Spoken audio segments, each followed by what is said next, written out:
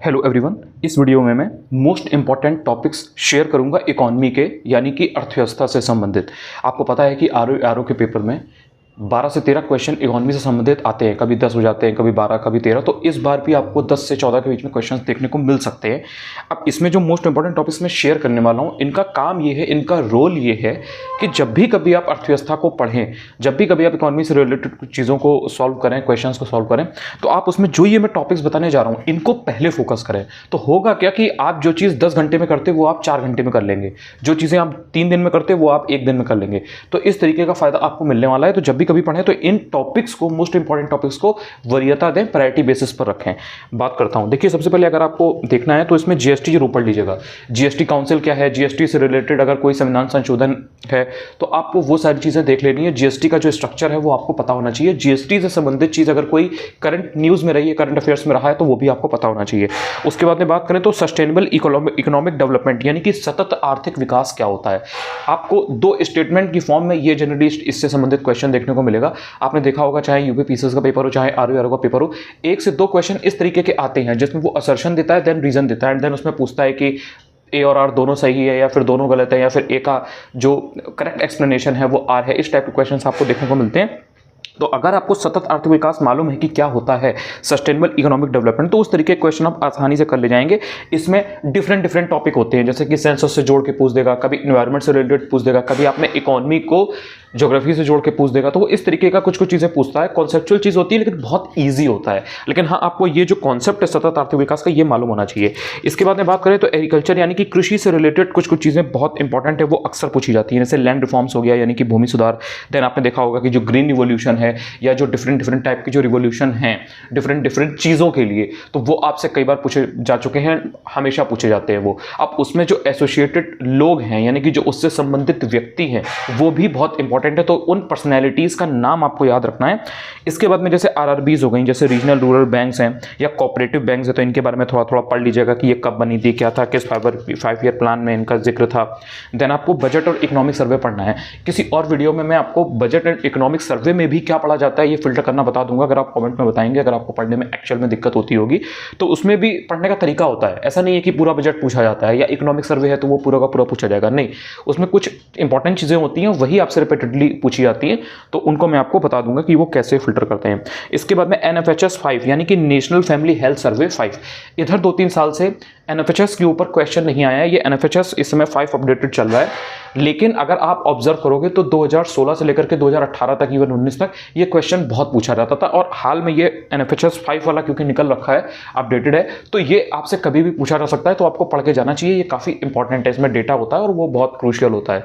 इसके साथ में आपको ध्यान रखना है कि जो फूड सिक्योरिटी एक्ट है या फूड सिक्योरिटी के ऊपर जो चीजें होती है बेसिक, वो आपको आइडिया होना चाहिए। थोड़ा फूड प्रोसेसिंग के ऊपर जो स्कीम है वो आपको पता होना चाहिए, जैसे कि किसान संपदा योजना है या मत्स्य संपदा है, तो ये मत्स्य योजना है, तो ये सब आपको पता होना चाहिए कि ये किस साल आई थी, इनकी डेट क्या थी एंड इनका बेसिकली प्रोविजन क्या था, इनमें क्या चीजें थी। इसके बाद में नीति आयोग, मैंने आपको कई बार बताया कि नीति आयोग अगर कोई रिपोर्ट निकाल रही है तो इट इज वेरी इंपॉर्टेंट, यही पूछी जाएगी आपसे। एंड देन नीति आयोग का क्या काम है, क्या करता है, थिंक टैंक है और ये किसकी जगह किसको रिप्लेस करके ये है, तो ये सब आपको बेसिक पता होना चाहिए। बाकी इसी के साथ में आप योजना आयोग भी पढ़ोगे, बिकॉज उसी का रिप्लेसमेंट नीति आयोग है। तो योजना आयोग है, अब उसमें प्लानिंग इंडिया के अंदर किस तरह से हुई, 5 ईयर प्लान क्या थे, तो 5 ईयर प्लान के ऊपर आप देखोगे हर साल एक क्वेश्चन आता है। Even if you will pick RO 2021 paper, you will see, you will realize, you will observe a pattern कि यार 5 ईयर प्लान के ऊपर क्वेश्चन पूछे जा रहे हैं। कभी उसमें जो पहले दूसरे तीसरे 5 ईयर प्लान में जो मॉडल हैं वो अगर इंप्लीमेंट किए गए थे, एग्जीक्यूट किए गए थे, तो कभी आपसे मॉडल पूछ लेगा, कभी आपसे उसके अंदर में कितना टारगेट रखा गया था, कभी वो पूछ लेगा, कभी आपसे ये पूछ लेगा कि गरीबी हटाओ का नारा किस पंचवर्षीय योजना में, किस 5 ईयर प्लान में दिया गया था। तो इस टाइप के different questions you will see. तो आपको ढंग से नीति आयोग वगैरह पढ़ लेना है। इसके अलावा कुछ जो स्कीम्स, जैसे बजट इकोनॉमिक सर्वे की अगर बात करें तो उसमें आपको ये देखना है कि जैसे जो स्कीम्स होती हैं वो बहुत इंपॉर्टेंट होती हैं। इसके साथ में अगर कोई लक्ष्य निर्धारित किया जाता है, कोई टारगेट बनाया जाता है, जैसे कि जब 2022 नहीं आया था तो उसके पहले ही 3-4 साल तक लगातार ये टारगेट बना लिया था कि यार 2022 में किसानों की आय 2 गुनी करनी है, या हमें फलाना ईयर तक इतने ट्रिलियन इकोनॉमी को लेकर के जाना है। तो इस तरीके के जो टारगेट्स होते हैं ना, जैसे आपने देखा होगा अक्सर न्यूज़ में रहता है कि यार ये फाइलेरिया को हमें इस समय तक खत्म करना है, मलेरिया को हमें इस समय तक खत्म करना है, टीबी को हमें इस समय तक इंडिया से इरेडिकेट करना है। सो इस टाइप के जो टारगेट्स होते हैं वो आपको स्पेशल उस पर ध्यान देना चाहिए। उसके अलावा जो बजट एलोकेशन होता है, जैसे प्रधानमंत्री आवास योजना है, जल जीवन मिशन योजना है, जल जीवन मिशन है या मिशन इंद्रधनुष है, तो डिफरेंट जो भी मेन जैसे उज्ज्वला योजना है, तो अगर किसी साल में कोई ऐसी योजना या अभियान है जो पैन इंडिया है, पूरे इंडिया में बहुत पॉपुलर है रहा है, जैसे सपोज मेक इन इंडिया है, तो ये सब बहुत बड़े एंड मोस्ट इंपॉर्टेंट है। तो इनमें आपको पता होना चाहिए, अगर हाल में उससे संबंधित कोई एलोकेट वगैरह पैसा किया गया है तो आपको आइडिया होना चाहिए कि हाँ अच्छा इसमें 2-3 साल में कितना पैसा दिया जाएगा, तो उसको हर साल कितना दिया जाएगा ये आपको आइडिया होना चाहिए। इसके बाद में जो कृषि लागत और मूल्य आयोग होता है यानी कि CACP, इसके बारे में थोड़ा पढ़ लीजिएगा। इवन नाफेड के बारे में भी थोड़ा पढ़ लीजिएगा, यानी कि जो एग्रीकल्चरल कमोडिटी से संबंधित कुछ जो संस्थाएं होती है ना, जो पूरा कंट्रोल करती है, जो रेगुलेट करती है चीज़ों को, तो वो सब आपको बेसिक आइडिया होना चाहिए। इसके बाद में संस्थाओं में जैसे नाबार्ड हो गया, IDBI हो गया, LIC हो गया, एक्सिम बैंक हो गया, सिडबी हो गया, तो इन सब का हेडक्वार्टर कहाँ पर है मेन या इनके रीजनल सेंटर कहाँ पर है और इनका एस्टेब्लिशमेंट का ईयर क्या है ये आपको मालूम होना चाहिए। कभी भी आपसे क्रोनोलॉजी में पूछ देगा, ये कई बार पूछा जा चुका है, तो इसमें कोई ऐसी चीज़ नहीं है कि जो बहुत टफ हो, ये आपको समझना चाहिए। इसके अलावा अगर आप देखोगे तो जो MSME है वो अपने आप में बहुत इंपॉर्टेंट है। MSME का जो एक्ट है कभी आपसे वो पूछ लेगा, कभी आपसे MSME की डेफिनेशन पूछ लेगा, जैसे कि RO 2021 में प्रीव्यू के पेपर में पूछा गया था, तो MSME के बारे में आपको एक बेसिक आइडिया होना चाहिए। इसके बाद में कुछ वेरी इंपॉर्टेंट कमिटीज़ हैं डिफरेंट चीज़ों को लेकर के, जैसे रुपये की परिवर्तनीयता है, जैसे कन्वर्टेबिलिटी ऑफ रुपी या बैलेंस ऑफ पेमेंट के ऊपर है, या अगर गरीबी के ऊपर है, अलग कमेटी किससे रिलेटेड है, आबिद हुसैन कमेटी किससे रिलेटेड है, नायक कमेटी किससे रिलेटेड है, नरसिम्हन कमेटी किससे रिलेटेड है, रंगराजन कमेटी किससे रिलेटेड। तो ये जो मोस्ट इंपॉर्टेंट मैंने आपको अभी कुछ नाम लिए हैं, ये इस तरीके की कमेटीज आपको आइडिया होना चाहिए कि यार वो किस चीज़ के लिए बनाई गई थी और उनकी रिकमेंडेशन वगैरह बेसिक क्या थी, मतलब बेसिक मोस्ट इंपॉर्टेंट अगर किसी ने कोई बात कह रखी है तो वो आपको पता होना चाहिए। उसके बाद में बजट रिलेटेड कुछ जो टर्म्स होते हैं जैसे लेखानुदान वगैरह है, तो इन सबका आपको थोड़ा आइडिया होना चाहिए, कभी डायरेक्ट ये टर्म वगैरह पूछ लेता है। इसके बाद में जो स्टील प्लांट्स है, ये मोस्ट इंपॉर्टेंट टॉपिक है। स्टील प्लांट्स ढंग से पढ़ लीजिएगा कि रशिया के मतलब उस समय USSR था, तो USSR के सपोर्ट से कौन सा था, US के सपोर्ट से कौन सा था, जर्मनी के सपोर्ट से अगर कुछ हुआ था तो क्या हुआ था, UK के सपोर्ट से अगर कुछ हुआ है तो क्या हुआ है। तो इस तरीके के कुछ जो स्टील प्लांट्स हैं मोस्ट इंपॉर्टेंट, वो आपको देखने हैं, उनकी लोकेशन क्या है, even it becomes more important. उसके आसपास में जो रॉ मटेरियल जो होता है उसका सोर्स है कि नहीं है, कि कहीं दूर है, वहाँ पर पानी की क्या सिचुएशन है, क्या कंडीशन है, पानी वहाँ पर कहाँ से आता है, तो ये सारी बेसिक चीज़ें आपको पता होनी चाहिए। इसके बाद में टैक्स का जो सिस्टम होता है, जैसे इनकम टैक्स वगैरह है, तो इसके बारे में थोड़ा आपको आइडिया होना चाहिए। इनडायरेक्ट टैक्स क्या होती है, डायरेक्ट टैक्स क्या होती है, GST क्या है, वही जो मैंने आपको पहले बताया था। तो टैक्स का लेकर थोड़ा सा स्ट्रक्चर या टैक्स रिफॉर्म्स जो है वो थोड़ा आपको आइडिया होना चाहिए, इट इज़ वेरी इंपॉर्टेंट। बाकी नेशनल डेवलपमेंट काउंसिल मैंने आपको पहले भी बताया था कि जो नेशनल डेवलपमेंट काउंसिल है NDC, ये बहुत इंपॉर्टेंट है, तो इसके बारे में बेसिक आइडिया आपको होना चाहिए। उसके बाद में डिफरेंट टाइप के कर्व्स होते हैं, तो वो कर्व के बारे में आपको सिंपल उसका मतलब क्या है, किसके बीच में रिलेशन शो करता है वो कर्व, वो आपको पता होना चाहिए। जैसे कि मान लो आय की असमानता है, यानी कि जो पे स्केल है, जो सैलरी है, उसमें अगर इनक्वालिटी है, तो इसको लेकर के कौन सा कर्व है, किसके बीच में क्या संबंध दर्शा रहा है, क्या रिलेशन शो कर रहा है, तो जो कर्व्स होते हैं वो बहुत इंपॉर्टेंट है, वो आपको पढ़ना चाहिए। फॉर एग्जांपल लेफर कर्व, अगर आप देखोगे तो इस टाइप के कर्व हर बार पूछे जाते हैं और पूछे जाते रहे, आगे भी कभी भी आ सकता है। इसके अलावा CPI and WPI, it is very important. CPI यानी कि कंज्यूमर प्राइस इंडेक्स, WPI यानी कि होलसेल प्राइस इंडेक्स। इनका एक्चुअल में मीनिंग क्या है, एक लाइन का आंसर है, लेकिन आपको पता होना चाहिए कि what is the actual difference between CPI and WPI, यानी कि what is the simple difference between consumer price index and wholesale price index. उसके बाद में यू विल सी इन्फ्लेशन यानी कि महंगाई। अब इन्फ्लेशन का जो बेसिक कॉन्सेप्ट है कि महंगाई जब होती है, इन्फ्लेशन जब होती है तो क्या होता है और उसको कंट्रोल करने के लिए क्या किया जाता है। तो जो बेसिक चीज़ है कि मतलब आपको कॉन्सेप्ट पता होना चाहिए यार कि महंगाई को अगर कंट्रोल करना है तो कैसे करेंगे, पैसा अगर बहुत ज़्यादा मार्केट में है तो उसको वापस कैसे करेंगे, और अगर मार्केट में पैसा डालना है तो उसको कैसे करेंगे। तो ये जो एक बेसिक कॉन्सेप्ट है ये 2 लाइन का है, इसमें वाइस वर्सा चलता है, मतलब एक चीज़ बढ़ेगी तो दूसरी चीज़ घटेगी, दूसरी चीज़ घटेगी तो एक चीज़ बढ़ेगी। तो ये जो रिलेशन है ना, ये आपको क्रिस्टल क्लियर होना चाहिए, इससे आप बहुत सारे क्वेश्चन कर पाओगे। एक बार आपने ये कॉन्सेप्ट समझ लिया, फिर चाहे UPSC तक का क्वेश्चन हो, आपका क्वेश्चन गलत नहीं होगा, लेकिन वो बेसिक आपको कॉन्सेप्ट समझ में आना चाहिए इन्फ्लेशन का। फिर सारी चीज़ें उसी से रिलेटेड है, डिफ्लेशन हो गया, स्टैगफ्लेशन हो गया, रिसेशन हो गया, मंदी हो गया, ये सारी चीज़ें फिर उसी से रिलेटेड है, वो आप सब समझ जाओगे जब आप इन्फ्लेशन को पढ़ोगे। इसके बाद में आपको फाइनेंस कमीशन जो होता है वो मोस्ट इंपॉर्टेंट है, उसके बारे में आपको पता होना चाहिए कि इस समय करंट में कौन सा फाइनेंस कमीशन चल रहा है, उसकी रिपोर्ट क्या है, उसकी रिकमेंडेशन क्या है और उसमें मोस्ट इंपॉर्टेंट चीज़ क्या है। देखो मैंने जितनी भी चीज़ ऊपर से नीचे तक शेयर की है, इसमें बस आपको मेन चीज़ पता होना चाहिए। बहुत आपको इसमें कोई पीएचडी या रिसर्च नहीं करनी है कि आप इसमें पोस्ट डॉक करने बैठ गए, ना। इट्स जस्ट कि आपको उसका जस्ट पता होना चाहिए कि अच्छा इसमें है क्या। अगर 15 फाइनेंस कमीशन की बात चल रही है तो वो उसका हेड कौन है और उसमें मेन मेंबर कौन कौन है, क्या है, और उसकी मेन चीज़ उसमें जो खासियत है, जो उसकी रिकमेंडेशन है वो क्या है।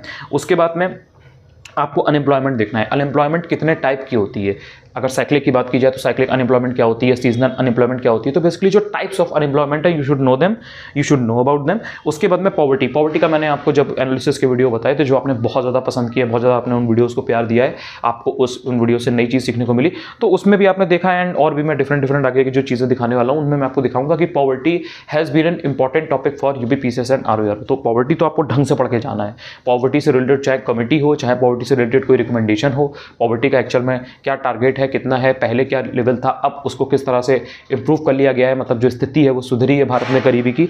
तो ये सारी चीज़ें बेसिक है, पॉवर्टी के बारे में आपको मालूम होना चाहिए। देन एचडीआई यानी कि ह्यूमन डेवलपमेंट इंडेक्स। तो एचडीआई का कॉन्सेप्ट कब आया, किसने दिया, इसमें कौन कौन से इंडिकेटर होते हैं ह्यूमन डेवलपमेंट को मेजर करने के, या एचडीआई में कौन सी कंट्री ऊपर है, एचडीआई स्टेट वाइज अगर देखें तो उसमें किस स्टेट की कंडीशन अच्छी है। तो ये सब बेसिक आपको चीज़ें मालूम होना चाहिए। जैसे अगर आपसे यूपी का पूछ लिया जाए कि यूपी में ह्यूमन डेवलपमेंट इंडेक्स का क्या सीन है, यहाँ पर ह्यूमन डेवलपमेंट कैसा है, तो आपको एक बेसिक कंपैरिजन में आइडिया मालूम होना चाहिए in comparison to other states. Like अगर कोई लेस डेवलप्ड स्टेट है तो उसके बारे में भी एक पता होना चाहिए उस कंपैरिजन में, और अगर कोई डेवलप्ड स्टेट है तो उसके कंपैरिजन में भी आपको यूपी का थोड़ा और इंडिया का ऑब्वियसली मालूम होना चाहिए। जैसे अगर आपसे बात की जाए कि एशिया में कौन सी कंट्री ज़्यादा डेवलप्ड है, पाकिस्तान, श्रीलंका, नेपाल, भूटान, चाइना, इस तरफ से अगर आपसे पूछा जाए जो भी इंडिया की नेबरिंग कंट्रीज़ हैं, तो उसमें इंडिया का आपको पता होना चाहिए कि हाँ इंडिया की रैंक ये है। बाकियों की रैंक पता करने की जरूरत नहीं है, लेकिन हाँ ये पता हो कि इंडिया की रैंक ये है, इंडिया इससे पीछे है ह्यूमन डेवलपमेंट में एंड इनसे आगे है ह्यूमन डेवलपमेंट में।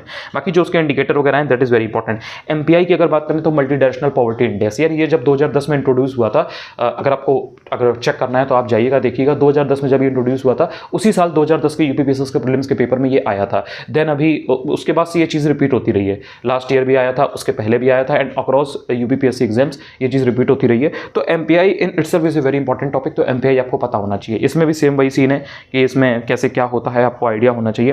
बाकी मैंने आपको पहले भी बताया है कि जो स्कीम्स होती हैं वेलफेयर के लिए, वेलफेयर स्कीम्स जो हैं वो आपको आइडिया होना चाहिए कि वो किस साल लॉन्च हुई है और क्या है। और स्पेशली जो आप अगर ऑब्जर्व करोगे तो जो 1990 से या 1995 से मोस्ट इंपॉर्टेंट जो दौर शुरू हुआ था और ये आपका जो 2010 तक चला है, इसमें बहुत सारी ऐसी वेलफेयर स्कीम्स जो लॉन्च हुई थी और उन्होंने काफ़ी अच्छा काम भी किया था।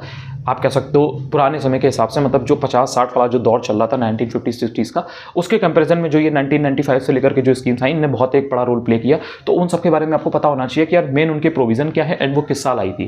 जैसे अगर आपसे मनरेगा का पूछा जाए तो आपको आइडिया होना चाहिए, अगर आपसे संपूर्ण ग्रामीण रोजगार योजना का पूछा जाए तो आपको पता होना चाहिए, स्वर्ण जयंती वाले का पूछा जाए तो उसका ईयर पता होना चाहिए, सर्व शिक्षा अभियान का पूछा जाए तो पता होना चाहिए। बेसिक चीज़ें हैं। जैसे अगर आपसे मिड डे मील का पूछा जाए, जो कि आपसे पूछा भी जा चुका है ऑलरेडी, तो मिड डे मील के बारे में अगर आपसे पूछा जा रहा है तो आपको पता होना चाहिए आप मिड डे मील की जगह उसको किस नाम से रिप्लेस कर दिया गया है, कब किया गया है, एग्जैक्ट डेट क्या है, ये भी आपसे क्वेश्चन पूछा जा चुका है, ये आपको आइडिया होना चाहिए। इसके बाद में कुछ एक इंपॉर्टेंट चीज़ बचती है, वो है आपका WTO, जैसे कि जो वर्ल्ड ट्रेड ऑर्गेनाइजेशन है, उसमें ब्लू बॉक्स क्या होता है, ग्रीन बॉक्स क्या होता है, ये सब बेसिक चीज़ें हैं, पता होना चाहिए। WTO बेसिकली क्या काम करता है, क्या है, सब्सिडी वगैरह का क्या सिस्टम होता है, इनडायरेक्ट सब्सिडी क्या होती है।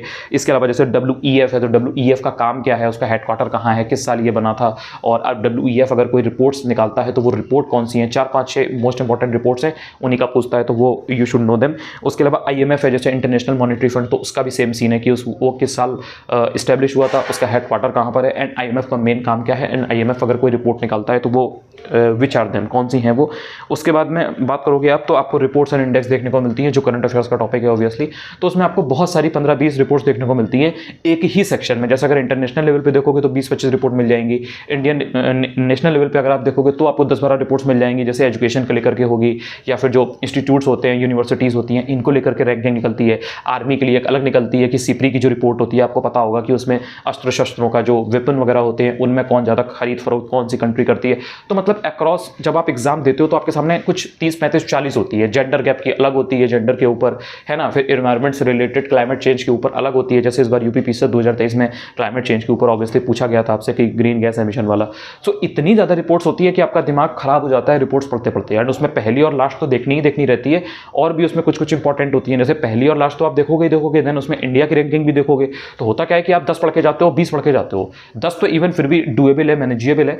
40 रिपोर्टर का निकली है तो आप 40 की 40 पढ़ के जाते हो, और फिर वहाँ पर आपको याद ही नहीं आता है कि एक्चुअल में इंडिया की रैंक क्या था। तो that is not the right way, that is not the smart way. मैं आपको तरीका बताऊंगा, उसके लिए एक अलग वीडियो बताना पड़ेगा, बिकॉज वो एक इंपॉर्टेंट सेपरेट टॉपिक है। उसको मैं यहाँ पे ऐसे निपटा करके फॉर्मेलिटी नहीं कर सकता। तो अगर आप कमेंट सेक्शन में बताओगे तो डेफिनेटली मैं वो आपको बता दूंगा कि कौन सी 4, 5, 6, 7 रिपोर्ट ऐसी हैं जो इंपॉर्टेंट है अमॉन्ग 50 रिपोर्ट्स, 50 इंडेक्स, और उसमें भी क्या देखना रहता है, क्या देखना रहता है, क्या पढ़ना रहता है, वो भी मैं बता दूंगा। उतना आप करोगे आपका काम बन जाएगा, एंड वो चीज़ एक्चुअल में वर्क करती है। तो ये ऐसा नहीं है कि मैंने कुछ भी कह दिया और मैं चला गया, कट गया आपको बेवकूफ़ बना के, ना, मैं वो काम करता नहीं। मैं आपको टू द पॉइंट जेन्युइन चीज़ बताऊंगा कि हाँ यार इसको, अब मैं आपको प्रूफ दिखाऊंगा, लाइक सबूत दिखाऊंगा कि देखो यार यही चीज़ आती है, यही आ सकता है। ऐसा नहीं है कि 50 की रिपोर्ट्स निकली हैं तो तुम 50 पढ़ने लगे, है ना। तो यार ये कुछ, और इसके अंदर वर्ल्ड बैंक लास्ट छूट गया तो वर्ल्ड बैंक और है। अब ये कुछ टॉपिक्स हैं, ये मैंने आपको बता दिया है। आप इसमें जब भी कभी पढ़ना तो ये पूरे सिलेबस का समझ लो सार है, मतलब इसमें जो मोस्ट इंपॉर्टेंट चीज़ें आपके पूरे इकॉनमी में हो सकती थी वो मैंने यहाँ पर समराइज किया है, उसमें से छांट के। तो पूरा सिलेबस अगर आप देखते हो 100%, तो उसमें से 10% चीज़ें ऐसी हैं जो